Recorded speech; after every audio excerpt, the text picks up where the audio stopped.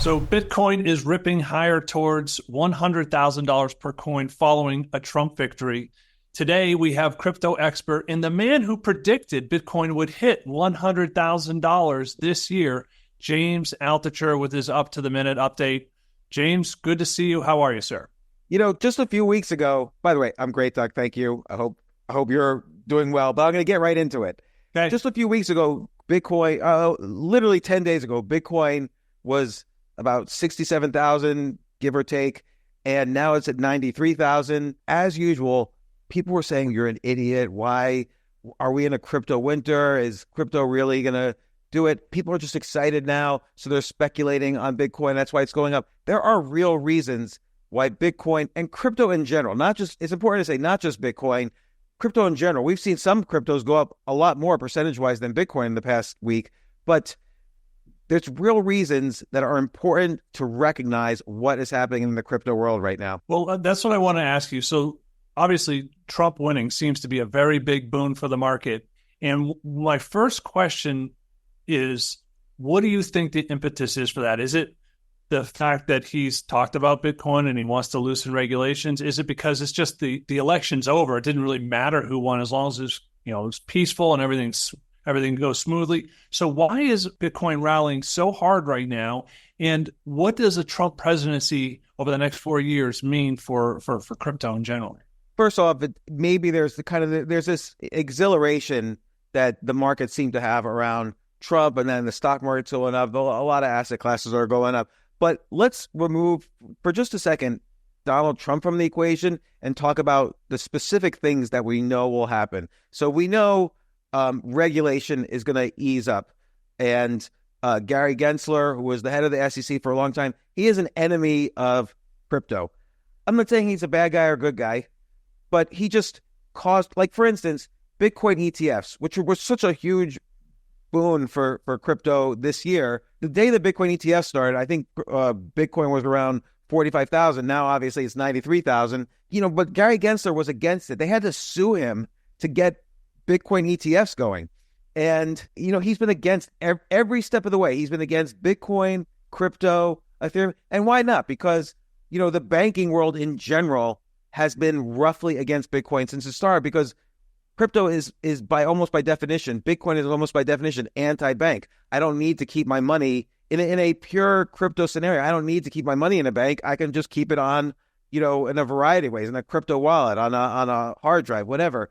And so banks don't like that until they figure out how they can make money on it. And Gensler's on the side of the banks and on the side of regulation. So we know regulation is going to ease up, and later I could discuss what regulation, like what does that mean? Second, okay, I will mention the name Trump. He has alluded that Bitcoin can be part of the strategic reserves of the U.S., meaning right now we keep dollars in the strategic reserve, so we always have dollars around. But he's going to have to buy tens of billions of dollars of Bitcoin and maybe other crypto for the strategic reserves as like a hedge for the U.S. against inflation. And he has implied that he might do that, or that he will at least accept Bitcoin into the strategic reserves. And what's going to happen is that's going to trigger this domino effect. Every country is going to have to do it then. And so that's another thing. The other thing is, this trend towards what's called tokenization. And I can describe a little what that means, but this is going to be the biggest trend in crypto by far over the next year or so. It's the idea that every financial asset class could be tradable through crypto. And I'll describe a little later what that means, but the biggest proponent of this right now is Larry Fink, the head of BlackRock, who was under consideration to be Secretary of Treasury. He's good buddies with Trump. He is going to drive this tokenization front, or this idea, which is it's a bigger use case for crypto than even crypto as a currency. There's about $200 trillion of currency in the world, but there's $1.4 quadrillion worth of financial assets. And by the way, those financial assets are divided roughly evenly between a financial asset as utility versus a store of value. So utility, like your house, you live in, you use it. That's a financial asset, but you use it. Store of value is like, for instance, you buy gold as a hedge against inflation, so you're not just dependent on dollars. And it's the same thing, but Bitcoin has both utility, it has use cases, and other cryptos have use cases, and it has utility. It's a store of value. So I would say for the past 3 or 4 years, crypto's been held back from what it could potentially do because of regulation, because people wouldn't, countries were not yet adopting it in their strategic reserves, even though some companies were, like MicroStrategy. And this use case of tokenization hasn't been unleashed yet. And this is the biggest thing that's going to happen in crypto. Yeah, James, I am just struck. I mean, you and I, we've been talking about crypto since 2017 together. I know you've been following it much longer than that, but 2017, you and I started talking about it. And this pattern, this is a 5-year chart of Bitcoin right here. This pattern has repeated probably 4, maybe 5 times, where you have this long low kind of muddling along, and then you just have this euphoria, right? You got these euphoria moments, and then something happens, luster is off, and then it has this long period. That's about a year, maybe a little over a year and a half, about a year and a half before it starts to take off again. And look at this. I mean, this is just in the last few days here, last week or so. I mean, it's just incredible to watch it repeat over and over and over again. Yeah, and look, it may. I mean, sure. Could Bitcoin fall back to 60,000? Maybe. Of course, it could happen. I mean, it was just there a few days ago. So, and a lot of people have asked me over the years, literally since 2013, well, what if the U.S. regulates this out of existence? And it's a reasonable question. And there wasn't really an answer. The chief regulator of the U.S. the past bunch of years has been against crypto. And then you had senators like Elizabeth Warren, also against crypto. So really strong voices in government. So I didn't have an answer, but now we have an answer. It's not going to be, of course there's going to be laws and rules, but it's not going to be regulated out of existence. In fact, it's going to be encouraged. It's going to be adopted. There are use cases that make the world economy better. The U.S. is running at a $35 trillion deficit. You have to be smart. And and again, as Trump has already implied, they're going to start buying, Bitcoin for the strategic reserves because you need to. What a great hedge against inflation of your own currency. And then every other country will start to do it as well. Any kind of buying pressure like that. I mean, I think probably the administration should probably buy Bitcoin up to 500,000 or 1 million to build up its reserves in the space. And so then if every other country follows, what does that put Bitcoin at? That's why I think we can easily see $1 million Bitcoin price sometime this administration, which, if that happens, we know this because we've seen it in our crypto portfolios. Other cryptos go up a lot more. Bitcoin will go up, of course, but the whole infrastructure has to be built around that. The picks and shovels altcoins, the altcoins with real use cases, will go up many multiples of Bitcoin. Well, James, you kind of just brushed over the main theme, the main idea there. You predicted months ago, you said, 1, Trump was going to win. 2, you said that Trump was very friendly to Bitcoin. Bitcoin by the end of the year will hit 100,000. We're on our way there. It just hit 92,000 today. It's pulled back a little bit, but it's around 88, 89,000. Then you've also predicted by the end of 2025 that we'll hit 300,000. And now you're saying by the end of the 4-year period, 4-year term, it's going to hit $1 million. Yeah, and I couldn't really predict that before. And look, this is not about politics. You could be for Kamala Harris and still like Bitcoin. You could like some of Trump's policies and not like others. That's what normal, reasonable people do. But I am, A, interested in making a lot of money, but B, I also, you want to figure out, like, what is this not just speculating? We're not day trading Bitcoin. You want to figure out, like, what is happening in the world that is driving the price upwards? Like, why should it continue? And there are real reasons. Like, when you start to look at what are the alternatives to Bitcoin in terms of hedging yourself against inflation and in terms of, finding something that has both utility and use cases, it's hard to find alternatives. Like stocks, first off, any one individual stock, anything can happen. Like we always thought Google is a monopoly, it's never going to have competition. But now, Search GPT is launching and suddenly Google's scared to death. And, Apple, we've seen Apple in its career go to extreme heights and then lows. And, you're dependent on management, you're dependent on the products, you're dependent on product upgrades. And then if you look at like a house is great. but you have property taxes every year, you have wear and tear, you have maintenance, you have high housing cycles. There's not really good, take gold. Okay, gold has always been a store of value, but there's no real utility to gold. It doesn't really have industrial use that can't be gotten a lot cheaper, for instance, with silver. Bitcoin and Ethereum and other cryptos have extreme industrial use. So even if you don't like it as a store of value, which, by the way, it's been a great store of value for anyone who's owned it, it also has extreme use cases. So now, finally, with this change of administration, and again, it's not about politics, these are the facts. We know the regulation is going to ease. We know countries, not just the U.S., but many countries are going to start putting in their strategic reserves. We know tokenization is going to happen. We know it's already been adopted as a currency or partially as a currency in other countries. So Bitcoin ETFs just started this year. We know that when ETFs started for gold, gold went up for 7 straight years in a row. So I could go on, but those are kind of the main points. Well, when you have such big, heavy, deep pockets going into Bitcoin, like the U.S. government or other governments holding it in strategic reserves, and I think Trump said, hey, we have Bitcoin already. We're going to hold them. We're not going to let them go.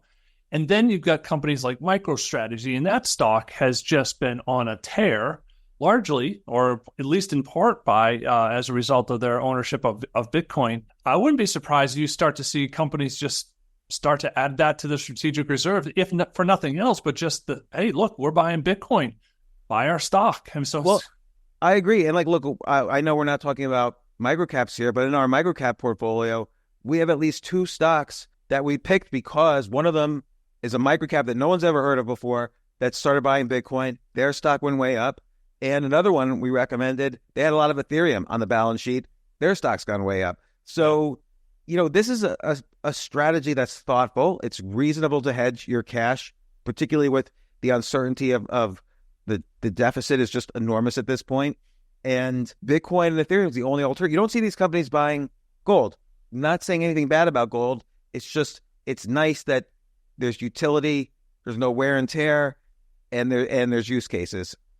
Yeah, and it's also not newsworthy if a company does put gold in their reserves or hold it, but certainly Bitcoin is. I wanted to move a little bit away from Bitcoin, James, because I know you spend a lot of time digging into smaller coins, and I know you're very high on Ethereum. And I want to ask you a very direct question about the comparison between what's happening in Bitcoin prices and Ethereum. And Bitcoin's obviously hitting all-time highs. Ethereum is up a lot in the last, same week and a half or two, and is up like $800 or $900. But why do you see it lagging its all-time highs when Bitcoin's crashing through its ceiling? Well, first off, it depends on what time frame. Like, we first recommended Ethereum in 2017, and it's up, 1,000%, or no, I think, it's up about 1,000% since then. Perhaps at this point now, Bitcoin probably is as well, but it wasn't for a long time. Like, Ethereum was outpaced. If you look at the big picture, Ethereum, has outpaced Bitcoin, except for maybe this week, over the past 5 years or 6 years, 7 years. But Bitcoin ETFs were very popular.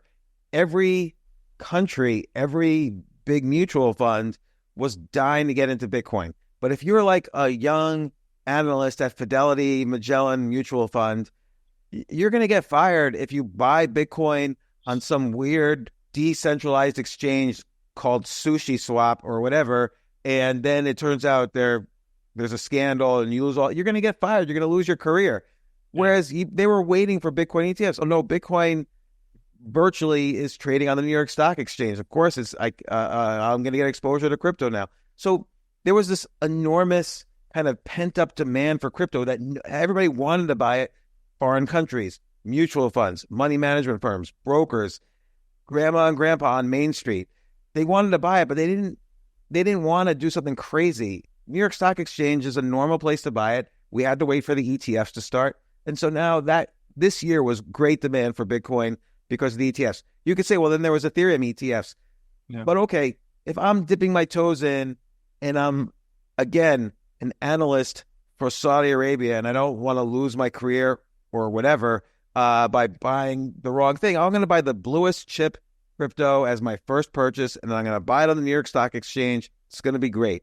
But Ethereum has obviously more use cases than Bitcoin, more transactions per day. It's really used.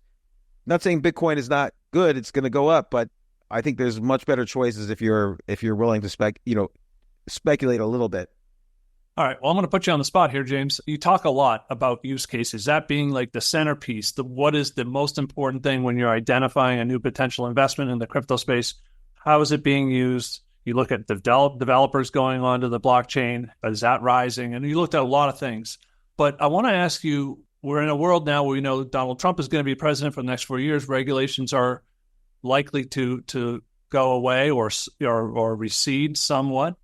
What coin are you looking at right now that has a use case that you're most excited about that you can share here today with our Well, again, on the blue chip side, Ethereum. So Bitcoin, by the way, just like gold and silver, gold has most of the same industrial uses as silver, but gold's a lot more expensive and a little bit more cumbersome to use than silver. But it's like Bitcoin has all the same use cases as Ethereum, but Bitcoin's hard to use. This is why Vitalik Buterin created Ethereum. He wanted to make a Bitcoin-like cryptocurrency that was easier to develop crypto projects with. So, for instance, I'll just give you a very basic example that everybody was looking at during this election. Polymarket, it was this betting market. It's built on top of an Ethereum-like cryptocurrency called Polygon. And I don't know if it had 1 million users, but it had $1 billion worth of bets placed on it. It's the biggest betting market in the world right now. It had billions of dollars placed on it for betting on the election. That's a simple use case, but insurance companies could be built using Ethereum. You could build entire banks and actually entire crypto exchanges that trade billions of dollars a day are built on top of Ethereum. Exchanges like Uniswap, PancakeSwap, and so on that have enormous numbers of users and trade all day long, 24 hours a day, 7 days a week, as opposed to the centralized exchanges like the New York Stock Exchange. So Ethereum is much better for programming new crypto ideas than Bitcoin. So that's why Ethereum's gotten more popular among developers and users than Bitcoin is. So Ethereum's a blue chip one. But then there's ones like, for instance, Chainlink. And by the way, Ethereum has some competitors that are all good. Like Solana, we recommended. It's up 1,700% since we recommended it. Solana is a cheaper, faster Ethereum. It's got other issues where I do think Ethereum, will be the winner, but there could be more than one winner in that space. So Solana is like Ethereum-like, but then there's other ones like, I'll just give an example, like Chainlink, where Chainlink can take real-world information and send that real-world information into the blockchain to unlock smart contracts. So that's the problem with crypto a little bit, is that everything is like technical a little bit. But let's say an insurance company is built on top of crypto. Well, a hurricane comes and my house is damaged, and now I want the insurance to automatically send me money. Well, Chainlink would be the sort of token you can use to get information from the outside world, like, yes, there was a hurricane, it devastated Asheville, North Carolina, so everybody their smart contracts could get unlocked and receive their money. That's, again, one simple use case, but there's a million use cases like that. So Chainlink is one, and then it just goes on and on. I could keep listening. Yeah, I know you have a ton in your portfolio, and if anyone here is interested in learning more about it, you could look up Early Stage Crypto Investor on the Paradigm Press website and get some more information there on how to subscribe. By the way, I also think the decentralized exchanges, now that regulation is calming down, the decentralized exchanges, they were very popular in 2020 and early 2021, but then they sort of lost their popularity a little bit because of the regulation issue. So you have to look at everything that kind of paused because we didn't know the answer to the regulation question. Well, the DeFi exchanges like Uniswap, which we mentioned earlier, and the crypto symbol for that is UNI, Uniswap, that's going to now take off again. And they're going to have their day in the sun for a long time now. So Uniswap is another one that is not as popular as it once was, but it will be again because it was on pause entirely for the regulation issue. Yeah.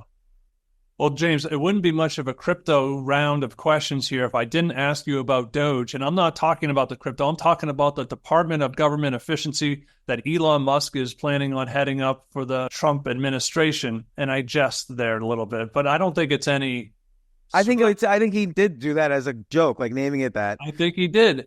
But I want to ask you about Doge and other meme coins like that, because I think that kind of puts it in the forefront for people. And I might be thinking maybe Doge is a good idea to buy. But I want to ask you if you think that the Elon Musk influence on this administration is going to, what effect it's going to have on crypto investors over the next 4 years? It's going to have a huge effect because, first off, just because they named this pseudo cabinet position the Department of Government Efficiency, Dogecoin has gone up like 30%. Like, Wow. So Elon's one of the most powerful people in the world. He's not just because of money, but he's the only guy really launching as many rockets as he is into space. He controls all the communication satellites that are powering Starlink. He controls the biggest media in the world with Twitter. He's got so many companies and he's so smart and he has so many contacts around the world and he's advocating for crypto. So, Twitter, he's long hinted might turn into a big crypto payments platform. And that's where you got to start with PayPal and payments companies. People forget he had in the 90s, his payments company was called X.com, which is what the name for Twitter is. He merged it with PayPal and became the largest share. He and Peter Thiel, who started PayPal, they merged together and that became the new PayPal and they were the two largest shareholders. So he's been interested in payments for a long time. He's going to be a huge influence. He's going to be a huge influence in general on this government. And again, this has nothing to do with whether you like him or not. This is just reality now. And he's got the megaphone to get things done as well, which we saw during this election. So he's going to have a huge influence. And again, it's now we know what side the government is on. Before we didn't really know. Now you can finally answer this question, and you can only answer this for about 8 days right now. All right. So just to recap a little bit here, prediction for Bitcoin by the end of the year is still 100,000. By the end of 2025, 300,000. And incredibly, by the end of Trump's administration, you're predicting $1 million Bitcoin. You mentioned Ethereum, Uniswap, and Chainlink as three coins that you like that are outside of the Bitcoin. And again, 6 weeks from now is the end of the year, so that's a little bit more crystal ball.